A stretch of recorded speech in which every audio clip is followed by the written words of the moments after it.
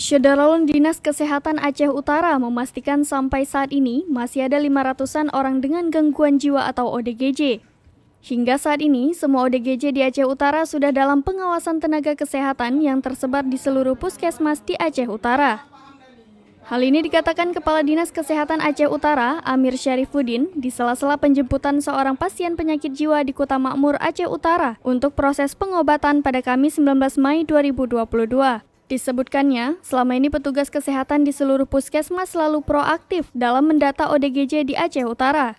Mereka terus melakukan pengawasan dan komunikasi dengan pihak keluarga, termasuk bila memang ada yang harus dirawat di rumah sakit jiwa, maka akan langsung dirujuk.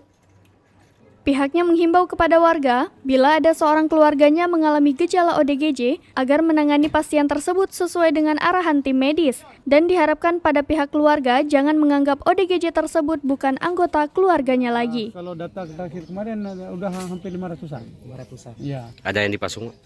Sementara data pasung sampai hari ini tidak terlaporkan lagi ke kita. Karena semua sudah dalam pengawasan.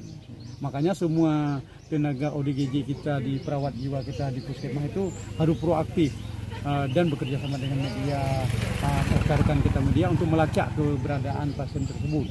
Cuma kalau ada juga satu dua yang kita lihat berkeliaran di jalan itu bukan ODGJ penduduk setempat, itu pendatang. Makanya kita tidak ada solusi untuk ini, apakah di terminal, di jalan, itu bukan orang kita di Aceh Utara. Kalau Aceh Utara insya Allah sampai hari ini terawasi. Anak-anaknya diminta dibunuh, mau dicekik. Ibunya atau orang tuanya yang terdekat di sini semua marah. Sehingga kita mengambil sikap, kita rujuk.